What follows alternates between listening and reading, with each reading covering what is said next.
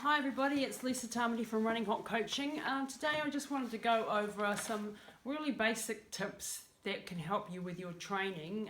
These are things that you might already know, but it's always a good reminder to have and make sure that you do it correctly.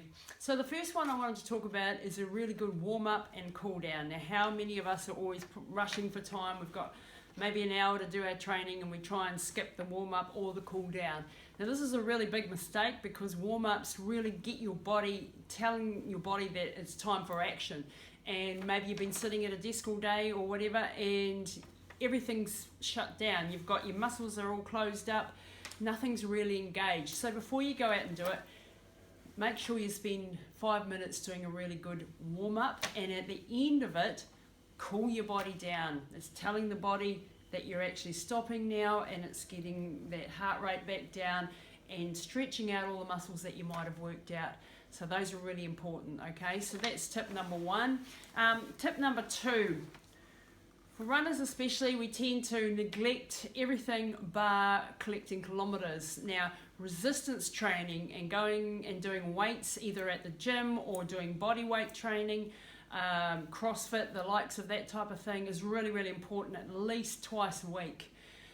It only takes 15 to 20 minutes, 30 minutes at max, and it's really important so that you can strengthen the body in order to be able to cope with the load of running. Okay, so you need to be stable, you need to be strong, you need to have balanced muscles, you need to be making sure that your glutes are engaging correctly, and all of that type of thing only happens when you train your body with resistance workouts. Running is also a very one-sided type of exercise, and you won't get ripped, you won't get stronger, you will have better cardio fitness, but you won't be all-round fit. So I really highly recommend that you go and do a couple of resistance workouts every week, if not more. The third tip, daily, and I mean daily, 5 to 10 minutes of mobility and flexibility work. Now, included in that section, I would put some rehabilitative work. So instead of sitting on the couch watching TV, you might want to get onto your foam roller, you might want to do a bit of stretching, a bit of Pilates, a bit of yoga, and doing that on a daily basis, especially when you're training hard, so that you can start to rehab those muscles that you've been working really hard out. Things like your ITB bands for foam rolling, getting the massage ball and getting it in there. So 5 to 10 minutes daily, okay? So number one, warm up, cool down. Number two, resistance workouts. Don't neglect the rest of the body just because you think, I'm only a runner, that's all I want to do. You've got to have a strong body in order to run properly.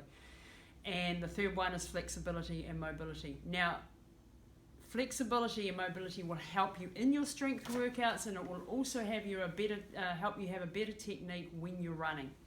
Number four is eat and drink like an athlete. Now, none of us are going to be perfect perhaps with our eating and drinking regime. I know I'm not, but I aim to live a very healthy lifestyle overall. It's not what you do on occasion.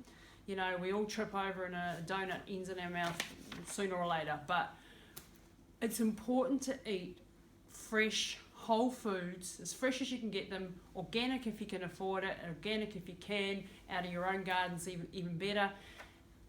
Cut out processed foods, cut out packaged foods with 1,000 E numbers in it. If you can eat like your grandmother ate, then you're on the right track. So eating whole foods and drinking regularly. Most of us need between 2 and 3 litres of water a day, depending on your size and how much you're working out. If you don't have enough water going in, there is just literally thousands of metabolic processes that rely on water in your body. And if you don't have enough going in, you won't get the benefit from your training, you won't sleep properly, you won't function properly. So making sure that you drink all of those, that 2 to 3 litres a day. And also having the right electrolytes. So your potassium, your magnesium, your sodium, your calcium, all of those things are really important as well as drinking your fluids. If you're just drinking plain water and then training, you're liable to have deficiencies in those areas and you won't be able to hold on to the water and it won't be able to do its job. Number 5 is plan the week ahead. So I like to have a look at my training schedule on a Sunday and sort of plan where I want to do my training sessions, who I want to do them with, and get a rough idea of what times that I hope to be doing them. That way I'm organised, I've got my plan, I know why I'm doing it and when I'm doing it. It just helps sort of clear the mind a little bit and helps you prepare for the week's upcoming events.